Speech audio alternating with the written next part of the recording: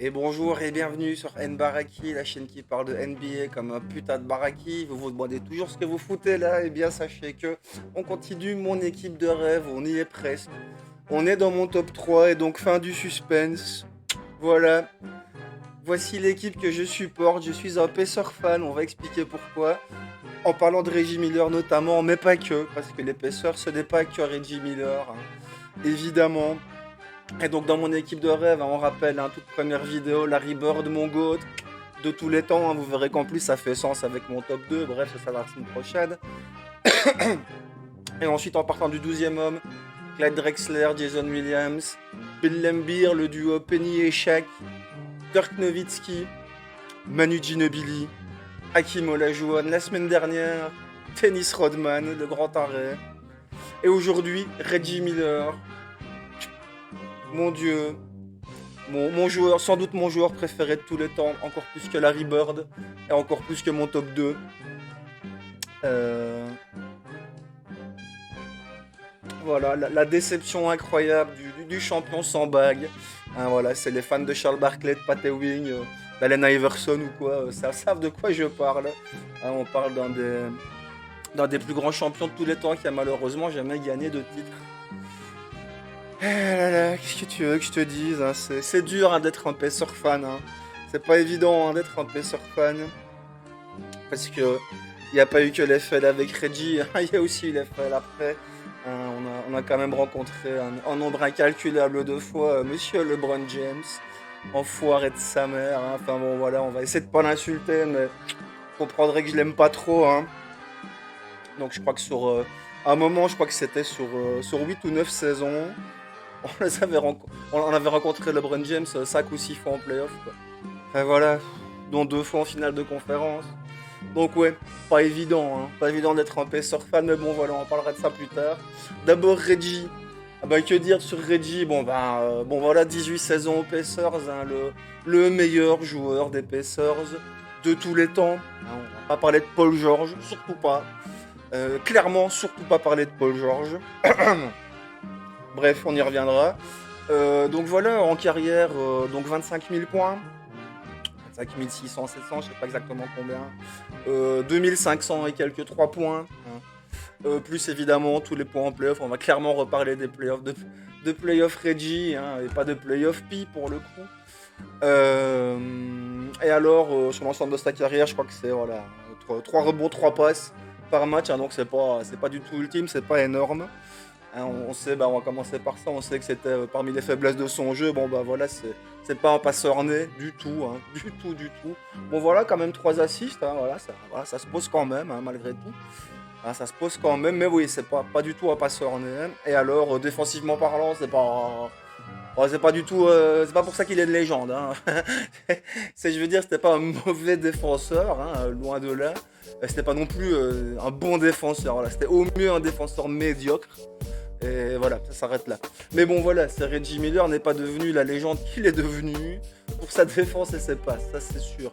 C'est plutôt pour. Donc on va parler de tout en se mélangeant. C'est voilà, c'est entre sa clochitude, son shot à 3 points évidemment, son jeu sans ballon.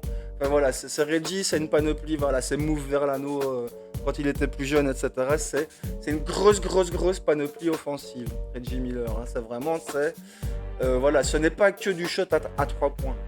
C'est en gros, et donc là ça fait partie du fait que pourquoi j'aime les Pacers, c'est que à l'époque de Reggie, c'est Reggie a, on va dire, un talent absolument incroyable pour se démarquer.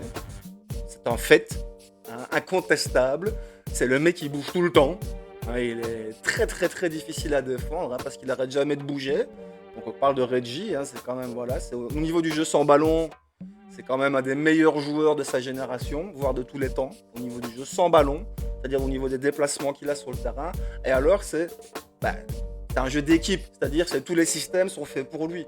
C'est le mec, il va rouler autour de 3 écrans différents avant d'arriver à se démarquer, quoi. Hein, enfin, voilà. C'est l'équipe joue pour lui, et donc il a toujours besoin de mecs autour de lui qui font des écrans, et de mecs qui lui passent le ballon. Donc en gros, vu que c'est un catch and shooter, donc il reçoit le ballon et il shot, il est forcément dépendant de son équipe. ok? Il a besoin de bons joueurs autour de lui pour pouvoir avoir des bons écrans et ensuite faire parler sa vitesse et ses déplacements complètement dingues. Et il a besoin de bons passeurs pour lui mettre la balle dans la bonne position. Ok. Donc le jeu des Pacers à l'époque de Reggie Miller est un jeu d'équipe. Mais vraiment, c'est un jeu collectif.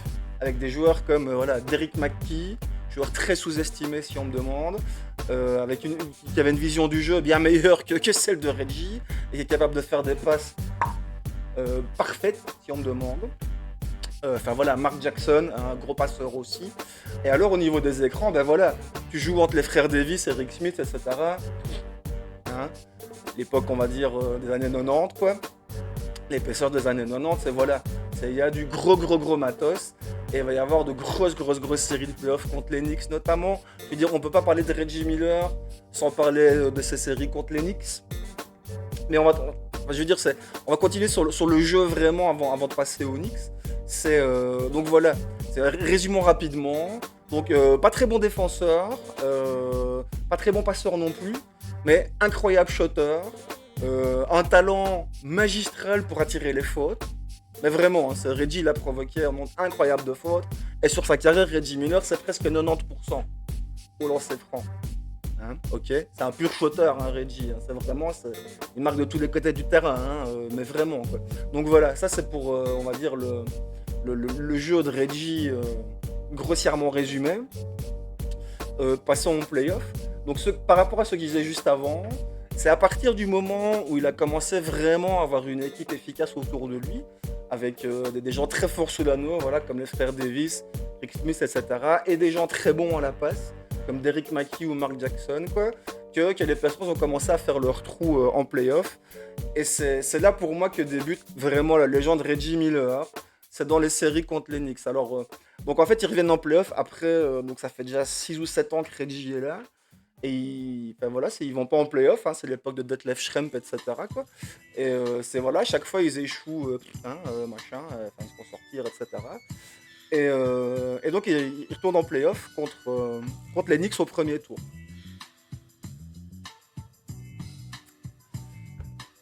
Et donc comme je le disais, c'est là que pour moi, Reggie commence à construire sa légende. C'est le mec, il faut se rendre compte, c'est en playoff, il augmente toutes ses statistiques. Tout au long de sa carrière. Donc sur ces 18 saisons, il a 10 apparitions en playoff. Jusqu'à sa dernière année, c'est le gars, il augmente ses stats de plus de 5 points, de moyenne, quoi. En playoff. Ok.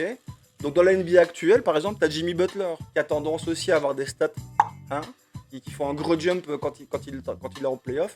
Voilà, Reggie Miller, il a fait ça toute sa carrière, ok. On parle d'ici d'un joueur qui devient meilleur dans les grands moments, en fait, ok.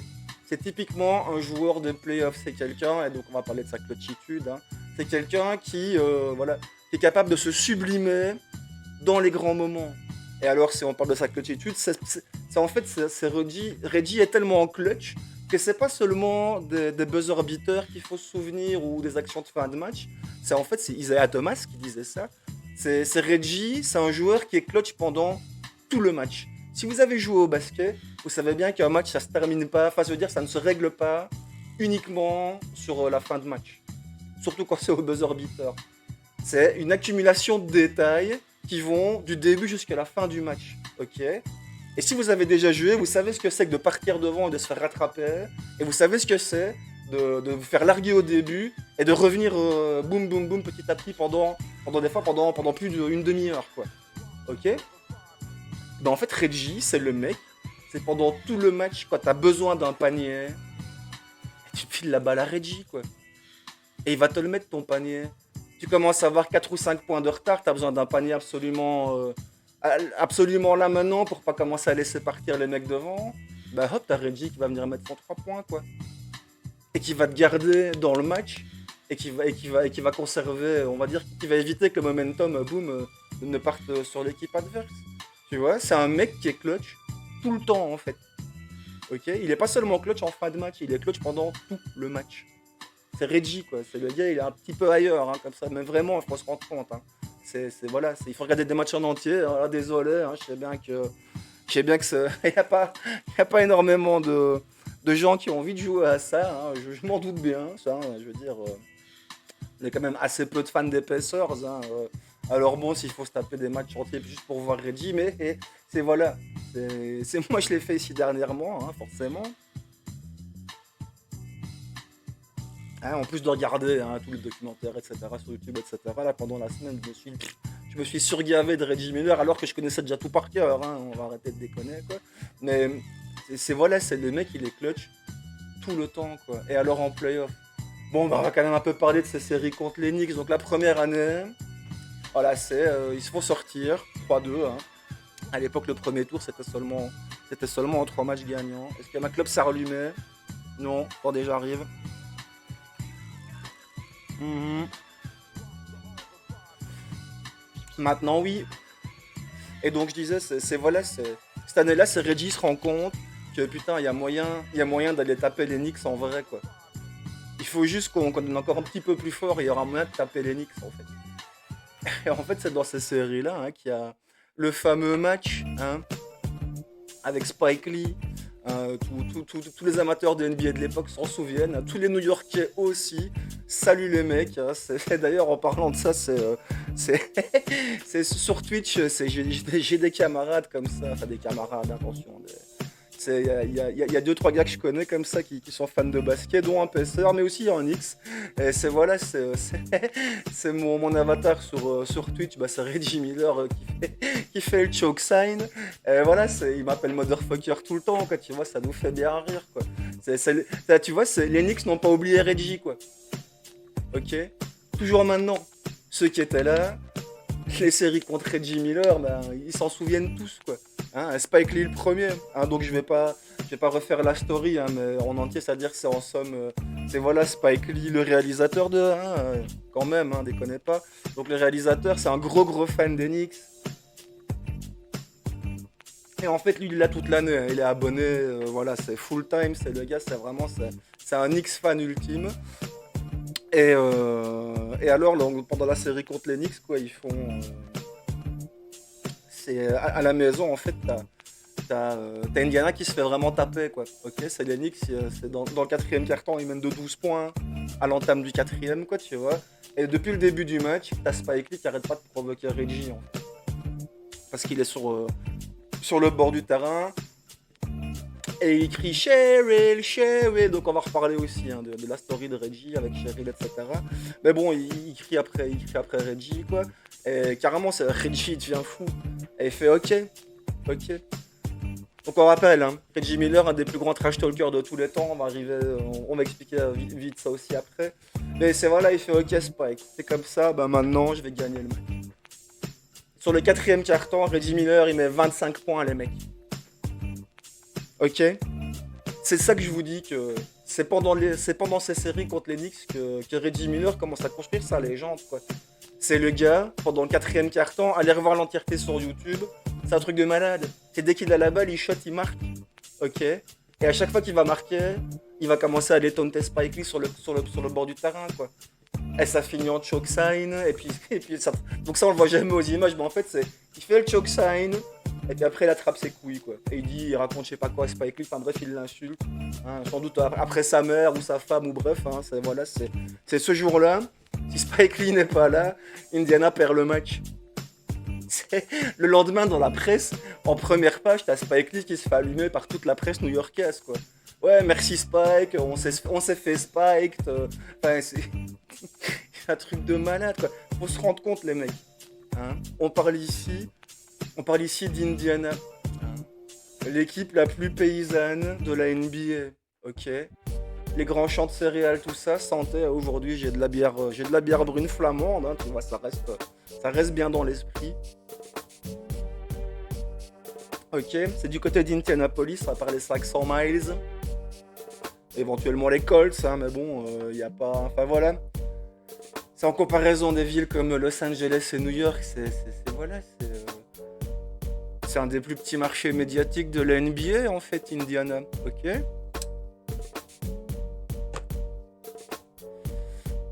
c'est un des plus petits marchés médiatiques de la NBA. Et il y a moyen d'aller tenir tête à la Big Apple, à ce qui est le plus gros marché médiatique de la NBA, hein. C'est Reggie disait, c'est voilà, ah mais ils se croient tous meilleurs les New-Yorkais quoi. Hein, un peu comme ceux de Los Angeles d'ailleurs, hein, en parlant de ça. Hein, ils se croient toujours tous meilleurs que tout le monde, ça me casse les couilles quoi. Je vais leur montrer moi. Bah voilà, et ça a donné des séries complètement légendaires contre les Knicks. Et il n'y a pas eu que celle-là, hein. Il y a eu évidemment d'autres moments où Reggie a été clutch. En fait, comme je disais, c'est le mec qui a été clutch pendant toute sa carrière. Et t'as une série, donc c'est le premier tour contre les Bucks, avant d'aller rencontrer les Knicks plus tard d'ailleurs, hein, en finale de conférence. Euh, donc série contre les Bucks. Et carrément, en fait, c'est contre Atlanta, t'as Reggie qui s'est blessé. Et en fait, il a carrément il a la pommette cassée, machin, c'est son œil est en danger, etc. Quoi. Et donc il est mis sur le côté, etc. Mais voilà, ils sont à 2-2, donc c'est le premier à 3-2. Et ils ont besoin de lui, clairement. Ben, en fait, c'est Reggie, il vient jouer avec des lunettes. Et il y a même des moments où on le fait juste rentrer pour une ou deux actions, et puis hop, on le remet sur le banc, et il est là avec son masque à oxygène. Enfin, putain, c'est un warrior, quoi. C'est le mec qui a la pommette cassée, putain, et son œil est en danger, quoi. Le gars, c'est un shooter. T'as besoin de tes yeux quand tu shootes, quand tu vas. Enfin bref, sa carrière a été limite mise en danger rien qu'avec ce gros contact, là. Je sais plus contre quel joueur, d'ailleurs. Et ben voilà, c'est Reggie. Hop, il vient jouer, il joue 31 minutes, un truc comme ça, ce qui est très peu pour l'époque, hein, ça aussi, c'est un truc.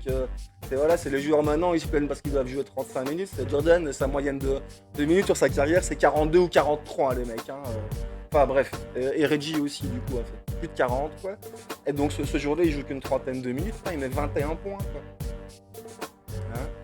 Et il tue les Bucks et il passe au tour suivant, quoi. Et enfin, voilà. C'est Reggie a tellement été un warrior tout le long de sa carrière. En fait, c'est pour ça aussi qu'il a gagné le respect de tout le monde. Hein. Donc on va un peu quand même passer sur le trash talk de Reggie Miller. Donc voilà, c'est Magic Johnson qui disait Larry Bird, Michael Jordan et Reggie Miller, c'est les plus gros trash talkers de tous les temps. Magic Johnson qui dit ça, quoi. Et pourquoi? Parce qu'en fait, c'est les mecs qui te rendaient fou, mais derrière, les mecs qui te tuaient au basket, quoi. Ok? C'est Larry Bird, il a tué tout le monde, Michael Jordan, il a tué tout le monde, Reggie Miller, il a tué tout le monde aussi. Hein? Alors ok, il a malheureusement jamais gagné de bague, hein, on revient à ce que je disais en début de vidéo. Mais voilà, il a tout fait, il a fait tout ce qu'il fallait pour en fait. Ok? C'est juste que, bon bah voilà, hein, pas de chance, chaque fois tomber sur quelque chose de plus fort. Que ce soit les Knicks, que ce soit les Bulls, ou que ce soit les Lakers, quand ils sont finalement arrivés en finale, voilà. Hein. Les finales contre les Lakers, c'est le drame de ma vie. Hein. Vous vous rendez pas compte. Hein. C'est les finales contre les Lakers. Ah, tu vois, j'ai énormément de respect pour Rick Smith et les frères Davis, quoi. Mais en finale contre les Lakers, Shaquille O'Neal, il est à 38 points de moyenne. Qu'est-ce que tu veux faire dans des conditions pareilles? Enfin voilà, c'était le premier de leurs 3 titres à cette époque-là, ils étaient complètement inarrêtables. Hein. C'est quand même pas de chance pour nous. Hein. Je veux dire, on a réussi à mettre les Knicks de côté, les Bulls sont finis, machin, on arrive enfin en finale. On a mis les Sixers de côté aussi, hein. Faut se rappeler hein, que les Sixers sont passés à la moulinette aussi cette année-là. Et puis tu arrives en finale et Reggie est fantastique, il est à 27 points ou 28 points de moyenne. Le premier match il foire complètement, je crois qu'il est à 1 sur 15 ou 1 sur 16, comme paralysé par l'enjeu. Son premier match de finale, quoi, tu vois. Et puis sur le reste des finals, donc il reste 5 matchs, vu qu'on perd 4-2, il est à 27 ou 28 points de moyenne sur les 5 matchs qui restent, quoi. Là, il est plus fort que Kobe Bryant cette année-là, quoi. Voilà, c'est en face on est champion parce qu'il y a Shaquille O'Neal qui est absolument inarrêtable, hein, le pauvre Rick Smith. Voilà, c'est comme je dis, j'aime bien le gars, mais il pouvait pas tenir la cadence, quoi. Personne pouvait. Et chaque était inarrêtable à ce moment-là, et on n'avait plus Dennis Rodman. Il n'y avait plus Dennis Rodman, enfin, c'est-à-dire que il joue au Lakers justement cette année-là, enfin bref. Il était déjà sur le déclin, mais on rappelle que le seul joueur qui a arrêté vraiment Shaquille O'Neal, c'est Dennis Rodman pendant son prime, enfin la fin de son prime. Voilà, c'est nous de notre côté, on ne pouvait pas tenir, quoi. C'est triste. C'est très très triste. C'est comme comme je le disais tantôt, hein, c'est pas facile d'être un putain de fan des Pacers. Faites-moi bien confiance pour ça. Hein, Après, pour faire une parenthèse Pacers, comme je le disais aussi, les Pacers ce n'est pas que Reggie Miller, c'est-à-dire c'est grâce à Reggie Miller que je suis devenu un Pacers. Clairement, je vous le cache pas. Hein, clairement. Maintenant, c'est également un basket identitaire, les Pacers. Pourquoi? Parce que donc l'Indiana, ça c'est ce qu'il faut savoir, en fait c'est l'État où il y a le plus d'affiliés basket, hein, de tous les États-Unis. D'accord? C'est tout le monde joue au basket en Indiana. C'est tous les fermiers, hein, Ah, mais je vais arrêter avec ça.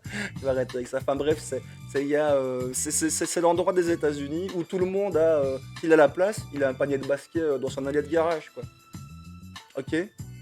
C'est un peu comme en Europe de l'Est, quoi. Tout le monde joue au basket, tout le monde joue au foot. Ben voilà, en Indiana, c'est pareil. Tout le monde joue au basket. D'accord? C'est culturellement, c'est le sport numéro un de cet état-là. Hein, ils ont une grosse culture NCAA, quoi. Et alors, ben, pour la petite histoire, c'est l'année où Reggie Miller est drafté par les Pacers. Donc j'ai oublié son nom à la con, celui-là. Grayson Allen, Grayson Allen, je sais plus. Putain, j'ai regardé ça encore cette semaine, mais après c'est pas grave. C'est en fait le gars, il vient d'être champion NCAA, c'est le mec, on le compare à Larry Bird, parce qu'il faut savoir que Larry Bird vient de l'Indiana, hein, comme quoi tout est lié, hein, on reviendra sur ça après aussi. Quand il a coaché les Pacers, bah, c'était en finale justement. Enfin bref, hein, Larry Bird est un petit gars de l'Indiana. Et alors, c'est le gars en question, donc c'est les Pacers, ils ont la 11e ou 12e place, je crois que c'est la 12e place à la draft. Et alors, c'est le héros local, quoi. C'est le héros de l'État. Il vient de faire 4 saisons NCAA avec les Hoosiers, quoi. Et ils viennent de gagner le titre. Et le gars, c'est ça que je dis. Il y a des comparaisons avec Larry Bird et tout, quoi. Tout le monde en Indiana veut que ce soit ce gars-là qui soit drafté. Et alors, ils vont chercher Reggie Miller, quoi. Ils vont chercher Reggie Miller, qui est pas un inconnu du tout, hein, attention. Mais c'est très mal reçu à l'époque, quoi. Bref, heureusement, ça n'aura pas duré. Parce que dès sa première saison, ça va bien se passer. Mais alors, revenons sur Reggie Miller, son background. Bon, bah, Reggie Miller, c'est le frère de Cheryl Miller, hein, pour ceux qui ne savent pas. Donc, Cheryl Miller, à l'époque, c'est la plus grande joueuse de basket féminin qu'on ait jamais vue aux États-Unis. Hein, sur un match, elle a mis 105 points. La grande sœur de Reggie. Ok?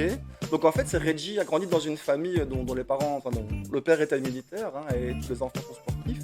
Et donc Cheryl, c'est la star de la famille, c'est Cheryl en fait, c'est pas Reggie. D'accord?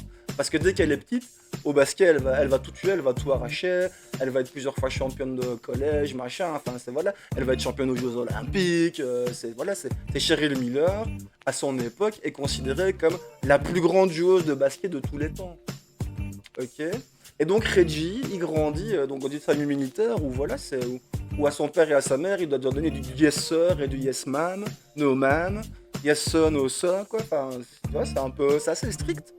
C'est assez strict. Et alors en plus, c'est quand il est gamin, il a un genre de malformation hanche, quoi. Et c'est carrément, il marche avec des béquilles et tout, il peut pas aller jouer dehors, quoi.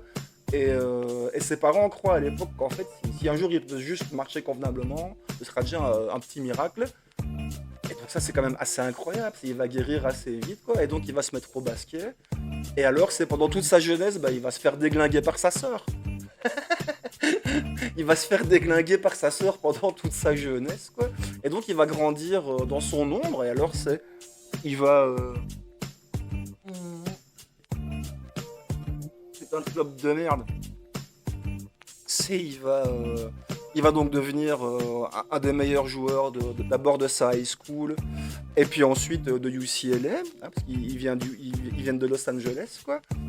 Et tout doucement, mais vraiment tout doucement,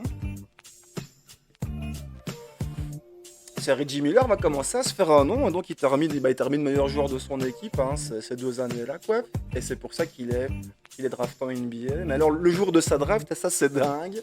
T'as carrément, c'est le journaliste avec qui il est à l'interview, il lui dit bon ben voilà, j'espère pour toi que tu pourras jouer avec autant d'intensité que ta sœur, quoi. putain, tu devrais voir la gueule de Reggie, il est là.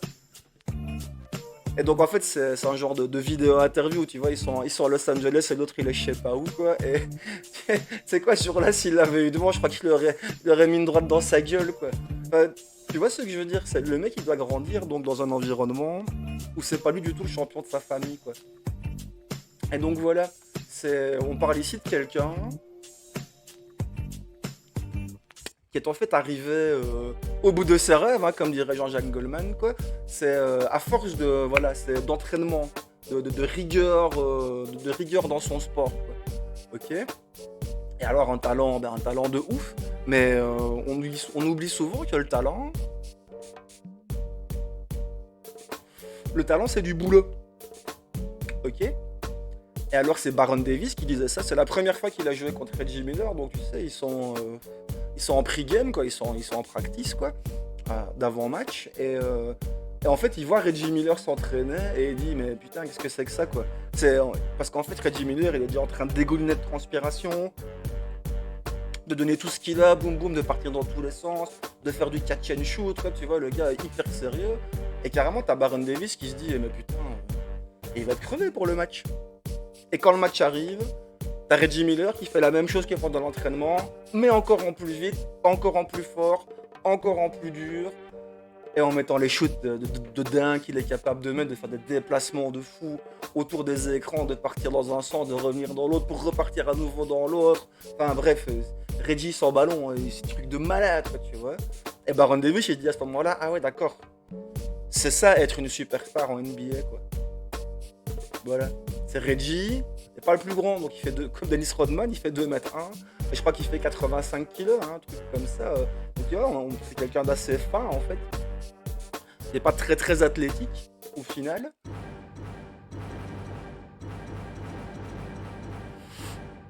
Mais qui voilà, a des déplacements vraiment de ouf quoi. Et donc revenons rapidos sur l'accueil aux Pacers. Donc voilà, il est vraiment pas très bien accueilli du tout.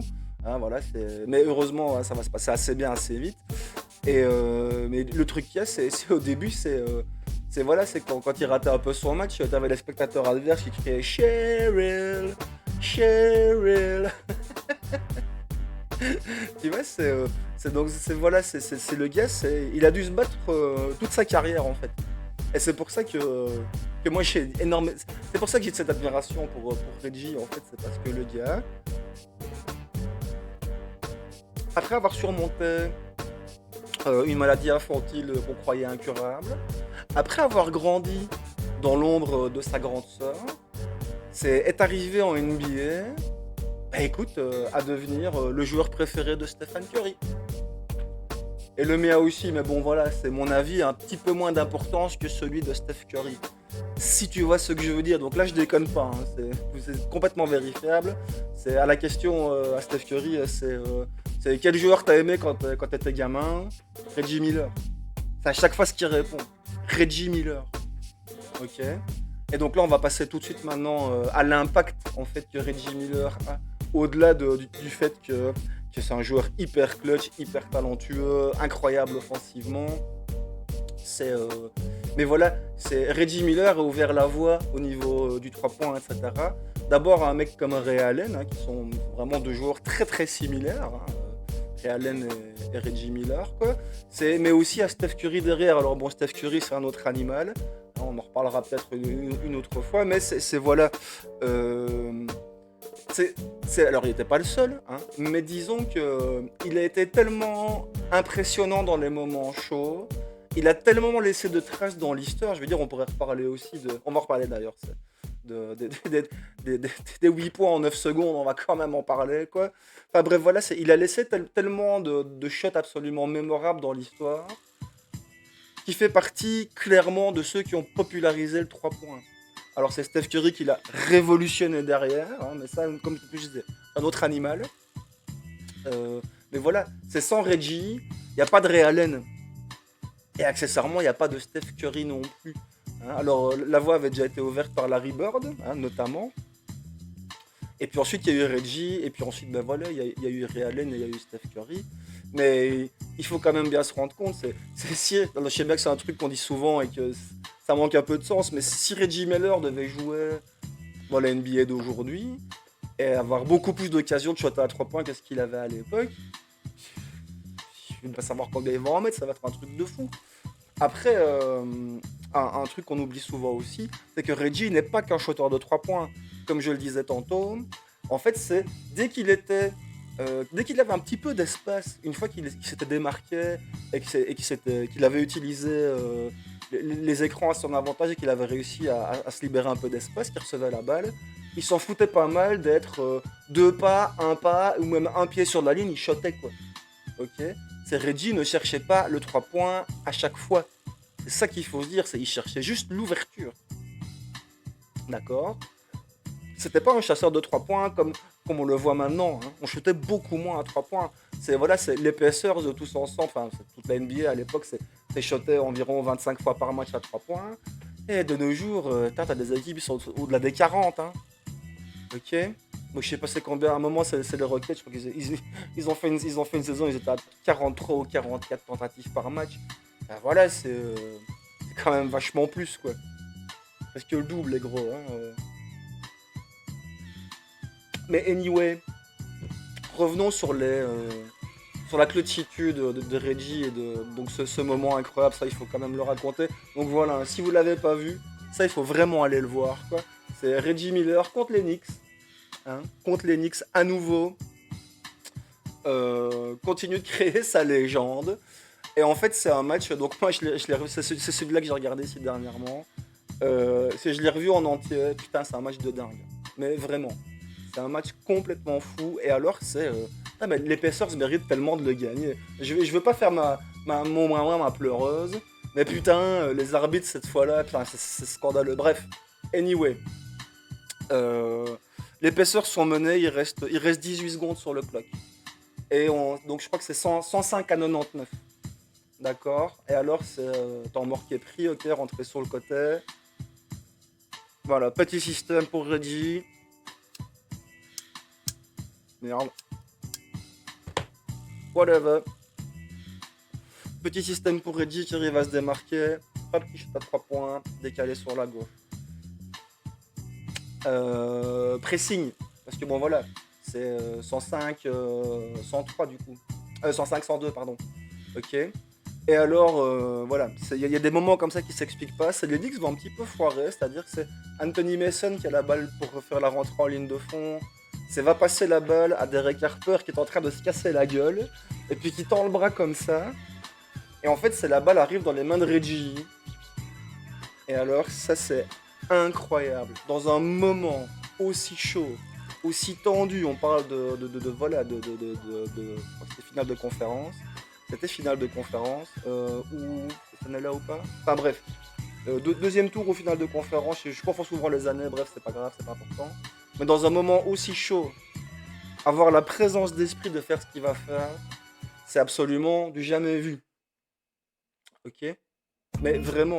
Et tous les joueurs qui en parlent, la première chose qu'ils disent, c'est the presence of mind. Ok. La présence d'esprit. C'est Reggie, il récupère la balle, et plutôt que de shooter directement, il fait un dribble, il recule, il se met derrière la ligne des 3 points, il shot à 3 points, et il égalise. Et il reste 6 secondes sur le clock. Ok. C'est le gars, il vient de mettre 2-3 points en moins de 3 secondes de jeu.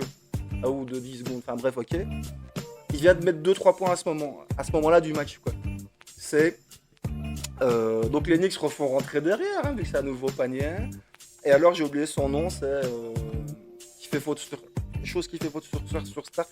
J'oublie son nom, c'est pas grave, mais c'est voilà, c'est dans la chaleur du moment, hein, tu sais, avec les gens tout autour qui sont là, oh putain, qu'est-ce qui vient de se passer?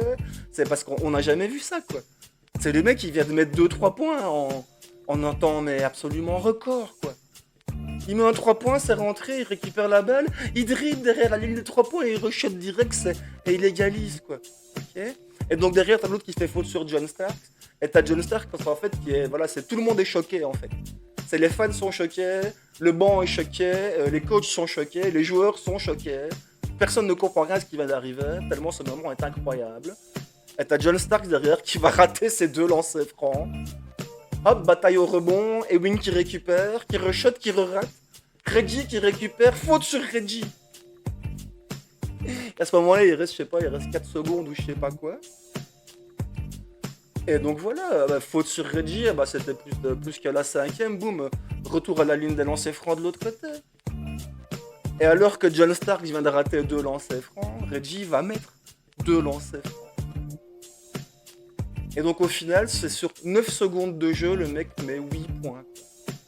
Et il gagne le match, parce que derrière, en fait, c'est Greg Anthony. Part sur la droite, essaie de faire je sais pas quoi, et puis se casse la gueule, sans qu'il y ait faute, sans rien, il était juste défendu. Et voilà, et les Pacers gagnent le match. Donc ça, c'est le game 1, je pense.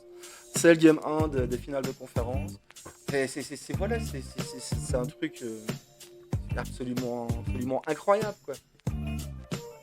Et à nouveau, c'est tous les joueurs qui en parlent, là, de presence of mind, la présence d'esprit.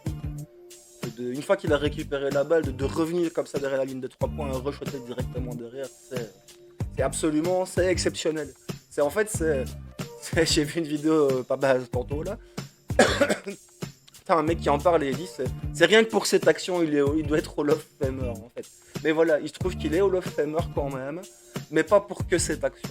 C'est pour l'ensemble de sa carrière en fait, parce que Reggie, c'est Larry Bird qui disait ça lui, donc Larry Bird, hein, originaire de l'Indiana, et puis c'est le joueur qu'on connaît, hein, c'est Larry Legend, et puis qui est devenu coach des Pacers hein, pendant 4 ou 5 ans. Hein, c'est quand Larry Bird est coach qui a ces séries absolument incroyables contre Chicago. Ok. Hein, série en 7 matchs. Donc là aussi, vous pouvez aller revoir, hein, si vous voulez voir des matchs de playoff légendaires. Hop, la série en 7 matchs, Pacers versus Bulls, c'est top 10 all-time, hein, les mecs. Hein. C'est top 10 all-time, hein, cherchez pas. Il n'y a pas que Reggie versus les Knicks. Hein. Il y a aussi Reggie versus the Bulls et versus the Magic hein, également. Hein. Quelques séries comme ça contre les Magic assez intéressantes. Et merde.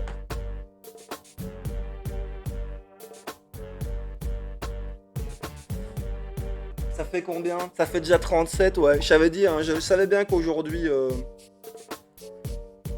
aujourd'hui ça allait beaucoup trop parler, mais c'est voulu. Je pouvais pas faire autrement, tu vois. Et le truc, c'est que j'ai l'impression d'avoir rien dit alors que j'arrête pas de raconter des conneries depuis tantôt et je mélange tout dans tous les sens. Bref, c'est pas grave. C'est Nbaraki, la chaîne qui parle d'NBA comme un putain de Baraki. C'est Reggie, quoi. Ok, c'est grâce à lui que je suis un Pacers, mais à nouveau, donc on va clôturer sur ça. Donc voilà, Reggie, the most clutch ever player, bazar machin, leur nom, ouais, c'est pas le GOAT, hein, le GOAT c'est Jordan. Hein, on en parlera dans la prochaine vidéo d'ailleurs, hein, du GOAT, hein, bref. Ou pas, hein, on verra bien. Mais c'est Reggie quoi. C'est vraiment, c'est quelqu'un pour qui j'ai... ouais, ça aussi, il faut le raconter, bordel quoi. Donc le gars il reste 18 ans aux Pacers, mais ça n'a pas toujours été facile non plus, il faut pas croire. Donc il est en fin de contrat. Ils viennent de perdre malheureusement contre les Knicks en playoff, donc c'est en demi-finale ou en finale de conférence. Ils viennent de perdre cette année-là contre les Knicks et Reggie n'a pas encore renouvelé son négociation, etc. Putain, tu sais quoi, t'as des fans complètement dingues des Pacers qui vont faire brûler sa nouvelle baraque quoi. Et reçoit des menaces de mort anonymes, etc. Machin, parce que voilà, t'as quitté l'équipe, c'est un truc de fou, quoi. C'est ça que je disais, dans l'Indiana, c'est le basket, c'est un autre monde, quoi. Ok.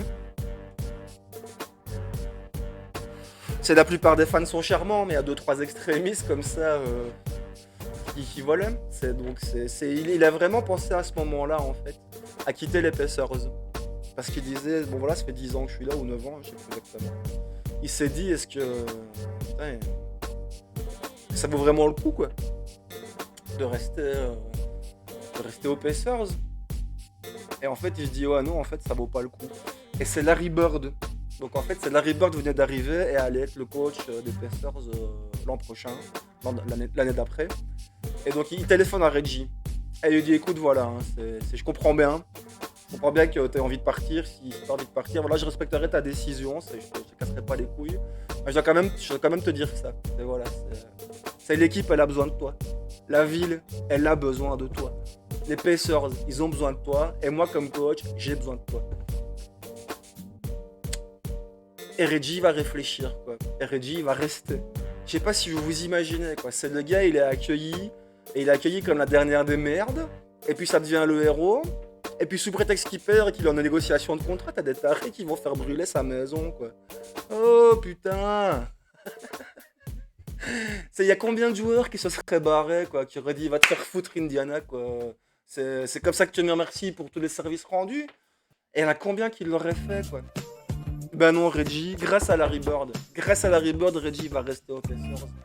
Et c'est aussi pour ça que j'ai tout cet amour en fait pour Reggie, quoi. C'est voilà, c'est mon héros, quoi.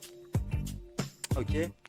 C'est pas du tout le joueur le plus fort de tous les temps, on est bien d'accord, hein, mais c'est mon héros à moi, quoi. C'est grâce à Reggie que je suis un Pacers, quoi. Mais c'est pas que grâce à Reggie que je le suis resté non plus. Tu vois, c'est les Pacers, j'en en parlais tantôt. Tu vois, c'est un basket identitaire. Ok, c'est un basket qui a une identité un peu comme le basket des Celtics, des Knicks à une certaine époque, des Warriors hein, qui sont en train de la forger maintenant, tu vois, des Lakers, ok. C'est un basket qui a une histoire, c'est un basket qui a des couilles aussi également, et de la bière hein, évidemment. Mais c'est un basket, pour moi ce qui représente le mieux l'esprit des Pacers, c'est quand